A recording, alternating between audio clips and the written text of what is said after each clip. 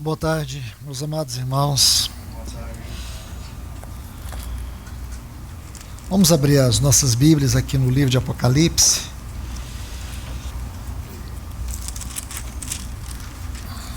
Capítulo 1.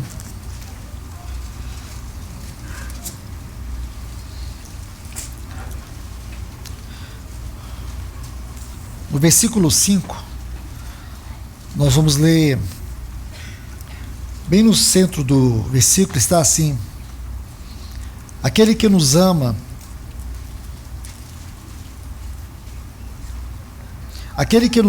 e nos libertou dos nossos pecados, pelo seu sangue. Ainda no capítulo 5, vamos ler os versículos 6, capítulo 5, vamos ler os versículos 6, 9 e 12. Vi no meio do trono e dos 4 seres viventes, e no meio dos anciãos, um cordeiro em pé, como se tivesse sido morto. Versículo 9. E cantava um cântico novo, dizendo: digno és de receber o livro e de abrir os seus selos, porque foste morto e compraste para Deus com teu sangue homens de toda tribo, língua e povo e nação. Vamos ler ainda o versículo 12. E clamavam com uma grande voz: digno é o cordeiro que foi morto de receber o poder e a riqueza e a sabedoria e a força e a honra e a glória e o louvor. Ainda o capítulo 7, o versículo 14, também bem no centro desse texto, está assim: estes são os que vêm da grande tribulação, lavaram as suas vestiduras e as embranqueceram no sangue do Cordeiro. Vamos orar. Amado Deus, querido Pai, mais uma vez nós estamos reunidos em Teu nome, confiados unicamente na Tua misericórdia, na Tua graça, na Tua sabedoria, confiados no poder do Teu Espírito Santo sobre nós, e que, mais uma vez, somente Ele poderá nos conduzir à Tua mesa, através desta palavra. Porque nós queremos tocar aquilo que para nós é a realidade de todas as realidades: o corpo e o sangue de Cristo Jesus. Então nós viemos aqui, Senhor, para em um só cântico, em um só testemunho, proclamar que o nosso Senhor Jesus, Ele é aquele que veio, viveu, morreu, ressuscitou, ascendeu, está entronizado e voltará para nós. Ele é aquele que nós iremos tocar, Ele é aquele que nós iremos desfrutar nesta reunião, que é a reunião da mesa do Senhor. Ó Espírito Santo, nos ajude a ter uma contemplação mais profunda de toda a realidade espiritual desta reunião. Nós te pedimos em nome de Jesus. Amém. Pois bem, meus amados irmãos, eu quero aqui nessa rápida palavra poder ajudá-los a aproximar desta mesa em um ato de fé, sabendo que essa foi uma reunião que o Senhor nos deu. Esta é uma reunião para nós que ela tem um profundo significado espiritual, não é um significado litúrgico, é um significado espiritual. Nós não estamos aqui diante de figuras, de elementos figurativos. Nós estamos aqui diante de elementos que nos faz tocar uma realidade espiritual profunda, que é a morte de Cristo Jesus. É o seu corpo e o seu sangue. Essa é a reunião da mesa do Senhor. É a reunião mais importante da igreja, do povo de Deus na terra. Porque esta reunião nos foi dada por Ele. Lá em Lucas capítulo 22, todos nós aqui sabemos, o Senhor, Ele iniciou esta reunião. E essa reunião ainda terá um capítulo supremo, que será as bodas do Cordeiro, onde nós assentaremos à sua mesa e nós iremos comer com Ele na glória eterna. Amém. Nós estamos estudando aqui nesses dias sobre a eternidade do Evangelho, no livro de Apocalipse. Nós não estamos aprendendo aqui sobre escatologia, porém sobre cristologia. E, propositadamente, eu tomei esses textos aqui para poder continuar mostrando um pouco, aproveitando essa reunião, para falar de algo que no livro de Apocalipse é uma chave. Porque este livro, como eu tenho dito para vocês até agora, é uma cristologia. Em primeiro lugar, Apocalipse é cristologia e não escatologia. Se você estudar este livro cuidadosamente, você vai ver que 9 vezes, de maneira direta ou indireta, Apocalipse vai falar da morte de Cristo. Porque este assunto é central. Como eu estava dizendo hoje pela manhã, dizia para vocês sobre o trono e o cordeiro, a visão do capítulo 4, do capítulo 5 de Apocalipse. E desde ontem, eu já afirmava para vocês que não se separa o trono e a cruz. O trono de Cristo, o trono de Deus, o trono da eternidade, o trono da soberania absoluta de Deus, é um trono cruciforme. Talvez essa seja a descoberta mais espantosa para nós, o povo de Deus. De saber que antes que houvesse os decretos da criação, Deus já havia estabelecido os decretos da redenção. E essa é uma história que percorre toda a Bíblia. Agora, há algo que eu quero chamar a atenção de vocês aqui neste livro. Está aqui nesse capítulo 1. Falei rapidamente hoje pela manhã, apenas numa forma de citação, ontem também fiz isso. O capítulo 1, ele é uma chave que abre todo o livro. Antes de Deus revelar para João o que ocorreria nos dias finais, na última fase da obra de Deus, exatamente no contexto desse tempo que nós estamos vivendo. Antes de Deus nos mostrar isso nesse livro, Ele vai nos mostrar aquilo que é supremo para nós, o que é importante para nós, o que governa a igreja. A igreja não é governada por circunstâncias. A igreja não é governada por decisões políticas. A igreja não é governada pela economia do mundo. A igreja não é governada pelo pavor das guerras, ou das eminências, ou das possibilidades de guerras. A igreja é governada pelo trono exaltado na glória. É isso que nos governa. Por isso eu repito, assim como o Apocalipse foi escrito naquele tempo para redirecionar a visão e a vocação da igreja, assim também hoje, quando nós lemos este livro, nós lemos por causa da nossa vocação. Nós lemos por causa da visão celestial. Este livro vem novamente para nós, nesse tempo que estamos vivendo, de tanta complexidade, de tantos colapsos morais, sociais, político, energético, biológico, seja lá o que for. Esse livro ele vai redirecionar a nossa visão. A nossa visão, ela está concentrada naquele que está no trono. E é isso que Apocalipse vai fazer no capítulo 1. Aqui João vai nos dar 7 descrições. Essas descrições são as descrições que vão descrever, vão afirmar, reafirmar, de forma progressiva nesse livro, sobre a identidade do nosso Senhor. Nosso Senhor é tão alto, Ele é tão largo, Ele é tão vasto, Ele é tão profundo na sua identidade, que você não tem uma palavra para descrevê-lo. João tenta descrevê-lo com 7 palavras. E por quê, meus irmãos? É claro que esse não é o meu assunto. mas isso traz segurança para nós. Porém, aqui eu quero mudar o foco dessa apresentação cristológica do capítulo 1.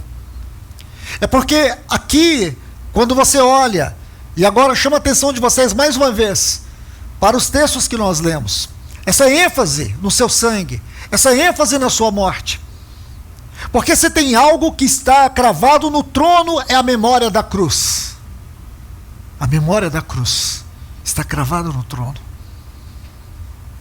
Porque o trono e a cruz não são dois centros distintos. O trono e a cruz, embora nós podemos olhar como dois polos, mas eles formam o mesmo centro dentro do eterno propósito de Deus. Porém, isso cria para nós, isso nos dá uma luz que nos espanta. Porque cada vez que você pode chegar até a mesa do Senhor e lembrar da morte de Cristo, cada vez que você pode imaginar aquela crucificação onde o Senhor tomou o nosso lugar, onde Ele decidiu, foi Ele que decidiu, Ele disse: ninguém toma a minha vida, eu a dou. Quando você está diante deste assunto doutrinário, soterológico, a doutrina da nossa salvação, quando você está diante disso,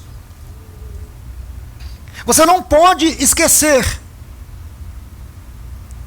o capítulo 1 de Apocalipse, porque aqui você vai ver todas as descrições.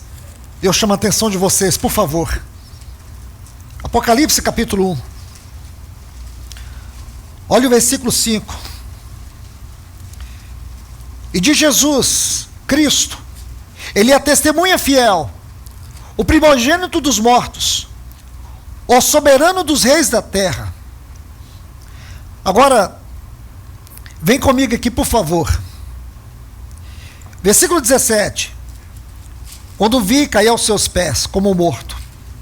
E ele pôs a sua destra sobre mim, dizendo: não temas, eu sou o primeiro e o último, o que vivo. Fui morto, e eis que estou vivo pelo século dos séculos. Eu tenho as chaves da morte e do Hades. Quando você olha para estas descrições de Cristo, e se você pode separar cada uma delas, e você alinhar numa forma de degraus, ou de camadas, você vai ver que são formas que o Espírito Santo inspirou João a escrever sobre ele. Mas nós sabemos, neste livro, existe em torno de 80 descrições acerca de Cristo, só no livro de Apocalipse. Então você termina de ler essas descrições, você fica tomado de saber que não há quem se compara com ele. Você vai ver sua glória, porque Apocalipse, mais do que qualquer outro livro da Bíblia, ele vai falar sobre a pessoa, sobre a obra e sobre a glória de Cristo. Pessoa, obra e glória de Cristo. E isso para nós é uma pedagogia celestial, porque a apresentação aqui dele está voltado para a sua cruz. Aquele que nos comprou com seu sangue, aquele que esteve morto, aquele que vive pelo século dos séculos, sempre uma referência à sua cruz. Então aqui nós vemos duas coisas em Apocalipse: cruz e glória. Cruz e glória. E nós podemos juntar três passagens, e podemos olhar para essas três passagens de forma contemplativa. A primeira, por favor, Isaías capítulo 6.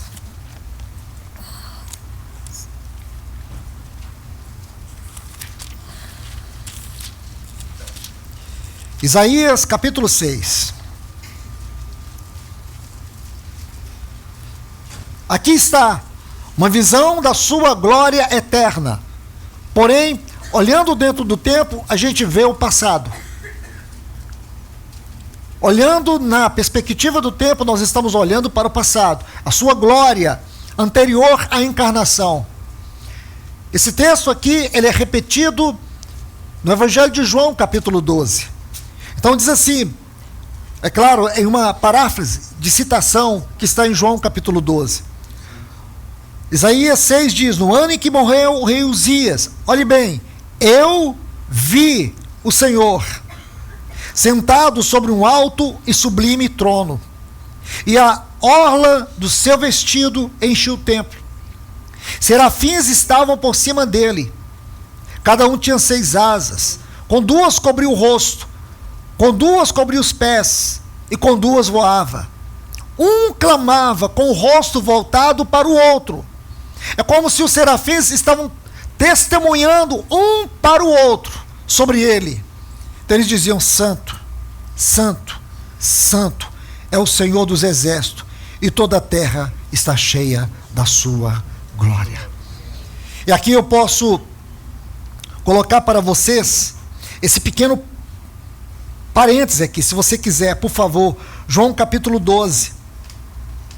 Só para tirar dúvida, porque muitos, quando lê essa passagem, eles atribuem essa passagem a Deus Pai. Mas aqui você vai saber exatamente que a referência de Isaías é messiânica. Escute bem.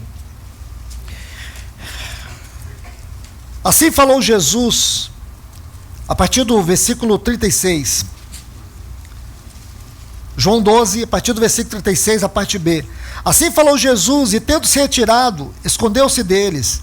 Embora tivesse feito tantos milagres na presença deles, não criam nele, para que se cumprisse a palavra proferida pelo profeta Isaías. Senhor, quem creu na nossa pregação? Isso aqui é a sequência de Isaías 6, 10, que ele vai dizer: e quem foi revelado o braço do Senhor? Isso aqui já é Isaías 53, que a gente vai ler daqui a pouco.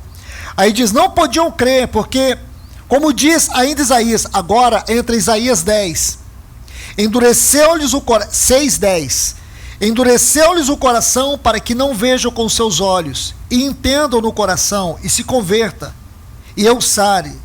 Isso disse Isaías, porque viu a glória dele, e dele falou. Então eu citei os textos anteriores, para você identificar que aqui Isaías está falando do nosso Senhor Jesus. Ele viu a glória dele, a glória eterna que ele tinha com o Pai. Agora, por favor, Isaías 53.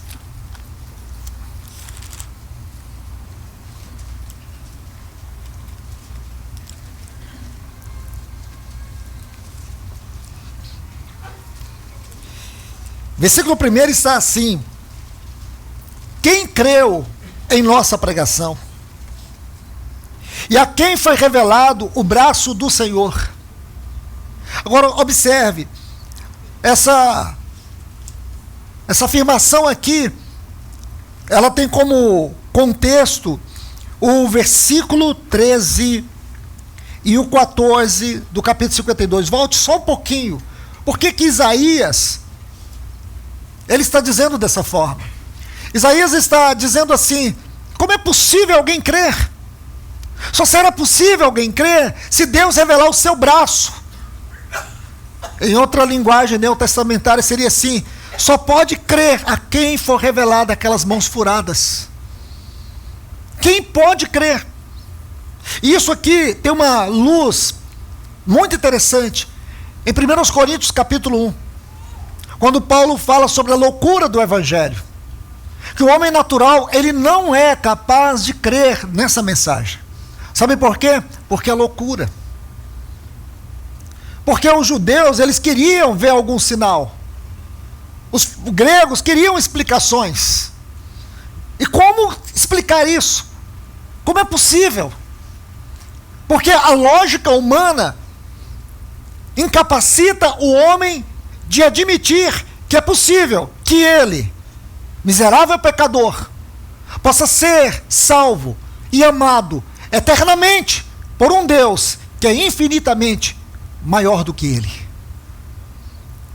O homem natural, ele não pode conceber que Jesus, o unigênito de Deus, cheio de glória, como nós vimos aqui em Isaías capítulo 6, cheio de glória, cheio de adoração, exaltado nas alturas, ele fosse capaz de deixar o seu trono de majestade para poder morrer numa cruz.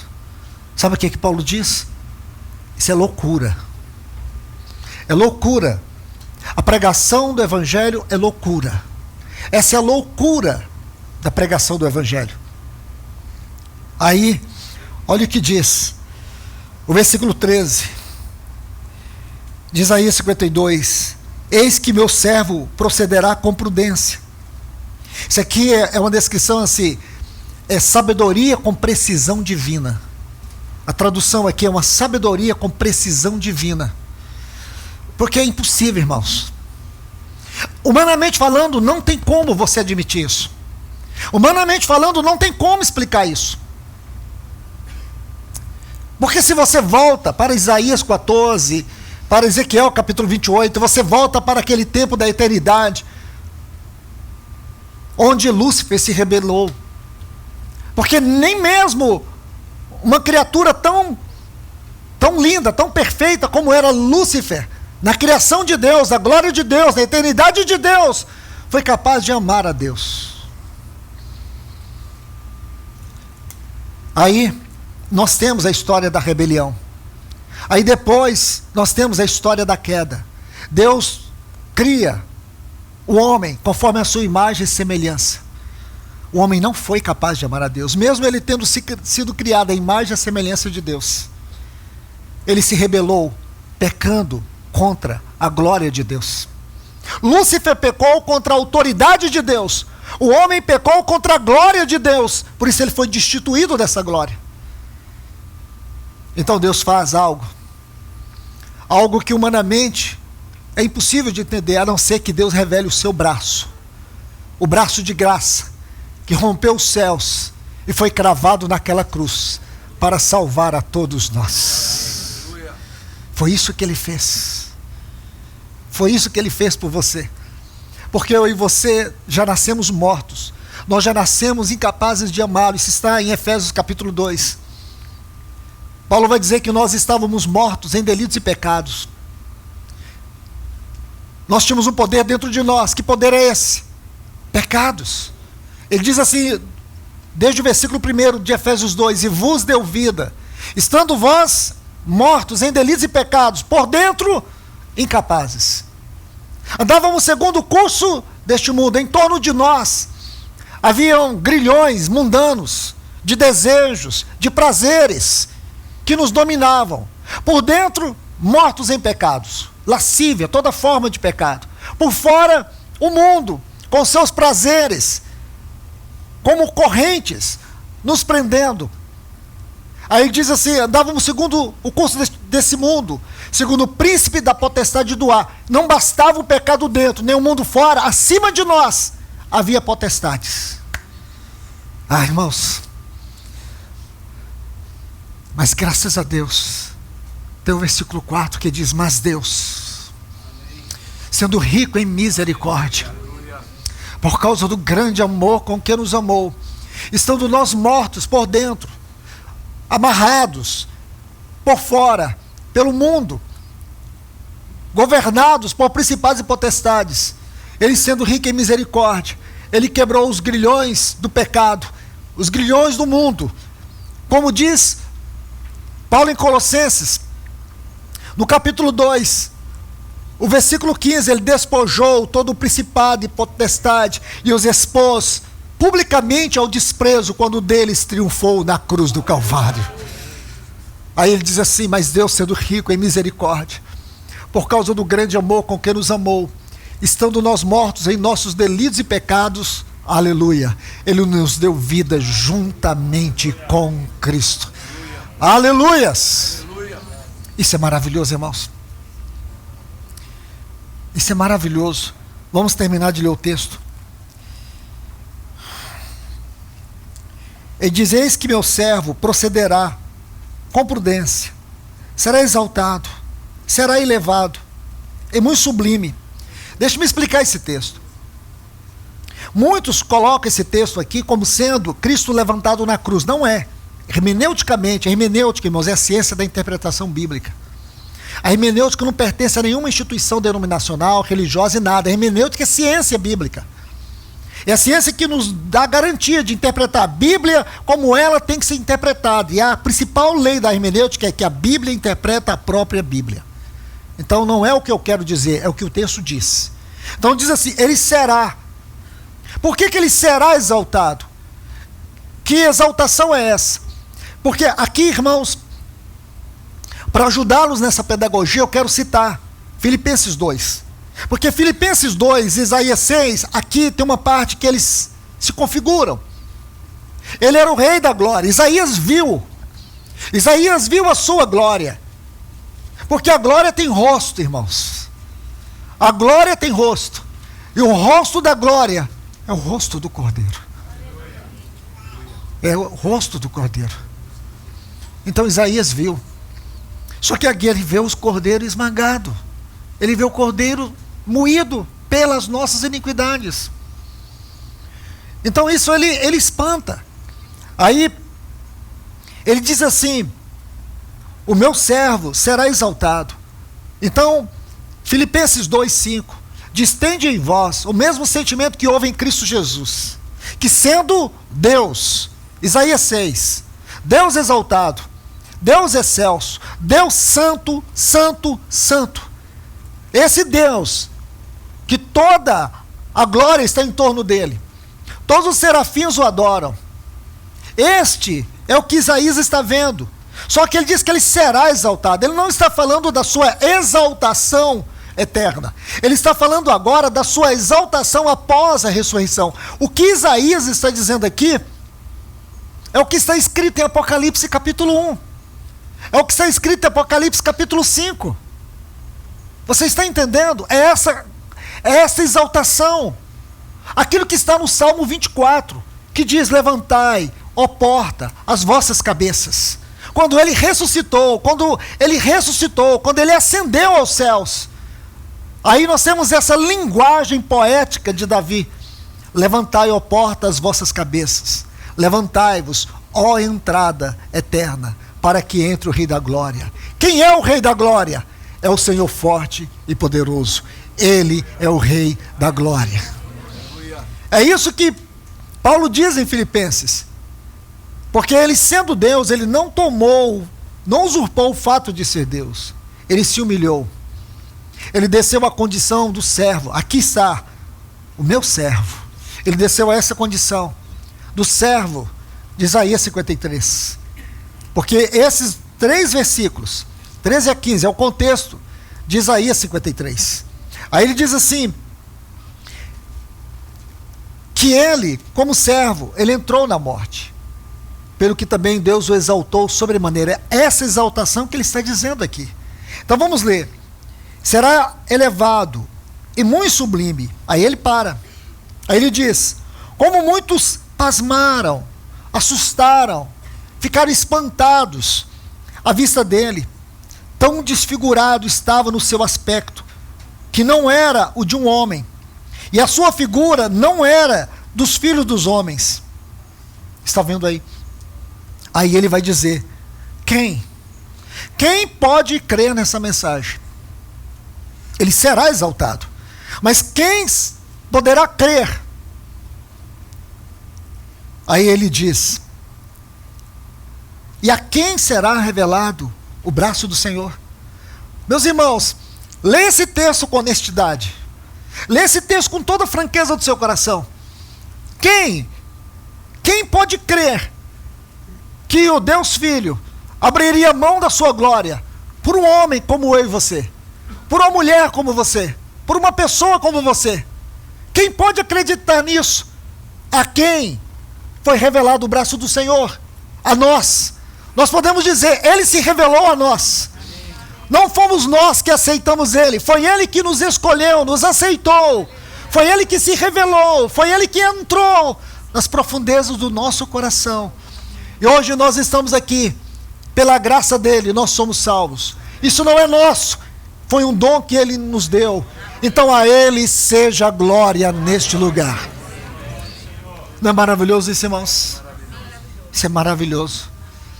Então ele foi esmagado. Aí tem todo Isaías 53. Este é o segundo cenário. E agora tem o último. Esse último cenário nós também já lemos, não carece. É o cenário de Apocalipse capítulo 1. Que lindo isso, irmãos. Você tem esses 3 quadros na sua frente. Isaías 6, Isaías, vamos pegar 52 aí, versículos 3 até o final de Isaías 53, é o segundo quadro. E depois nós temos Apocalipse capítulo 1. Que imagem linda, irmãos. Que é o nosso Salvador. Por isso nós estamos aqui. Por essa razão você vê aqui esse cântico no capítulo 5. O que é o cântico do Cordeiro no capítulo 5? É o som da eternidade. É o som da eternidade. E o som da eternidade que canta o Cordeiro, vamos por favor, mais uma vez, que aqui eu já encerro. Aqui nós temos o som da eternidade, capítulo 5. Veja o versículo 9. Apocalipse 5, 9. E cantavam um novo cântico. Por que um novo cântico? Porque esse cântico aqui, ele não era cantado antes da redenção.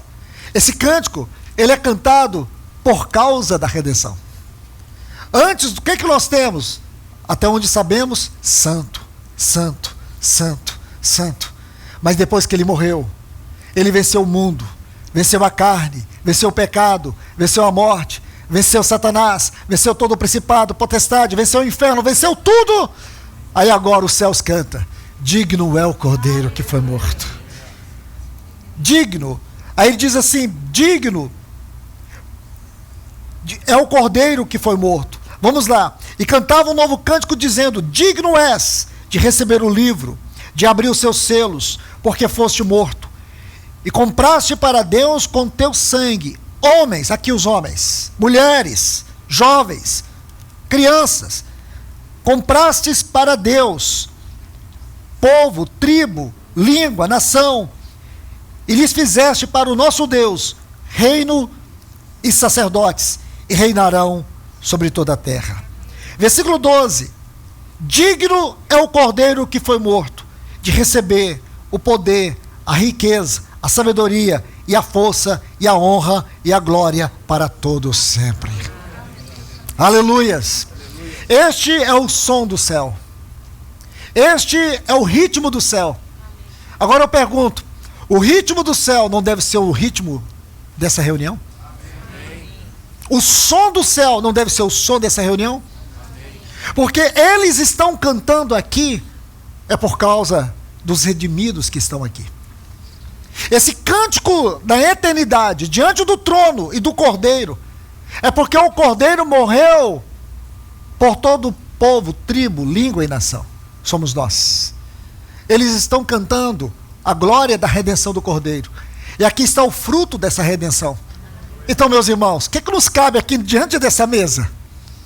Abrir o nosso coração e dar ao Cordeiro toda a honra, toda a glória, todo o louvor, porque todos nós fomos comprados para Deus.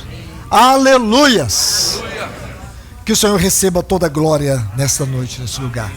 Que Deus nos abençoe. Senhor, nós te louvamos, nós te adoramos. Senhor, que o ritmo do som do céu tome os nossos corações nessa noite. Senhor, que ao chegarmos aqui, Senhor, nesta mesa, tomar esse pão, esse cálice, Senhor, que o nosso coração tenha essas explosões de alegria que nós vemos aqui nesse capítulo 5. Porque digno é o Cordeiro, digno é aquele que está sentado no trono. Não há outro digno, não há outro que mereça honra, não há outro que mereça glória, não há outro que mereça o nosso aplauso, não há outro que nós podemos nos prostrar. Só Ele é digno. Então que o Senhor receba toda a glória deste povo redimido nessa noite, neste lugar. Ao Cordeiro seja glória pelos séculos dos séculos.